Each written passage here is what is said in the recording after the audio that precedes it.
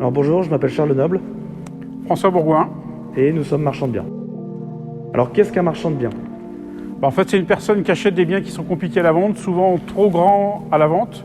Donc nous, on découpe, on fait éventuellement les demandes administratives nécessaires, déclaration préalable, permis de construire.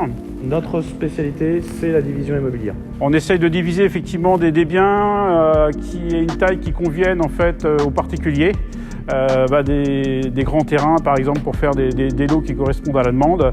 Là on est sur effectivement un ensemble d'usines sur plus d'1 hectare. Là on va découper et créer des lots qui correspondent pour les petites et moyennes entreprises. Justement, on va vous présenter donc l'une de nos dernières acquisitions, donc cette fameuse usine. On va vous montrer quelques extraits. Comme je dis, le métier de marchand de biens n'est pas un long fleuve tranquille. Premier souci à régler, c'est la pollution. De ce côté-là, on a fait toutes les demandes nécessaires, il n'y a pas de pollution. Un autre souci avec la mairie.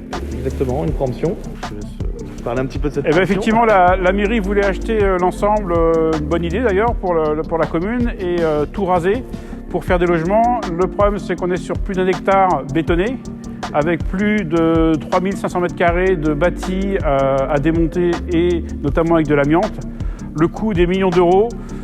Effectivement, la mairie s'est rendu compte que ce n'était pas un projet pharaonique, et donc du coup, au bout de quelques mois, a décidé de ne plus acheter. Exactement, donc on a repris donc ce projet dans le but, donc comme on vous l'a dit, de le diviser pour proposer à des petites et moyennes entreprises. On avait aussi d'autres petites problématiques, notamment Pour des transformateurs haute tension qui se trouvaient sur l'autre partie, qu'on a demandé à la vendeuse de déconnecter afin de vendre les hangars non viabilisés et sans courant.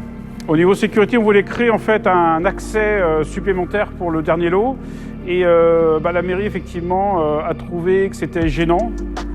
Donc on a discuté avec eux, et le tout c'était de trouver quelque chose qui arrange tout le monde. Donc du coup on a un accès qui sera accès commun pour aller aux 2 lots.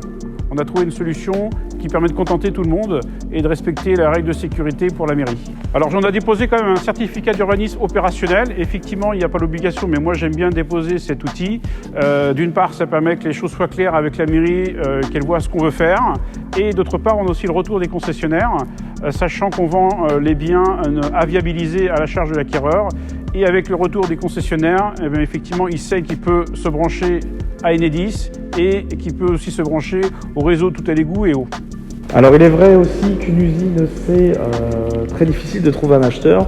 C'est pas forcément le particulier qui va se positionner, ou même l'investisseur. Par contre, ça peut être un produit qui peut être extrêmement intéressant pour les marchands de biens comme nous ici.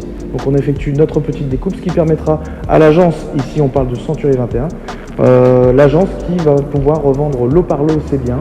Et nous avons déjà actuellement plusieurs acheteurs intéressés par ces diverses ensembles. Alors actuellement, nous cherchons des ensembles immobiliers sur toute la France, parfois compliqués à diviser. Donc ça peut être des lots de maisons, des lots de hangars. Des corps de ferme, des immeubles, des anciennes usines, des terrains et anciennes friches industrielles. Nous apportons les solutions techniques pour que vous puissiez revendre dans les meilleures conditions, donc des certificats d'urbanisme, des plans 3D, PC, DP, déclaration préalable, etc.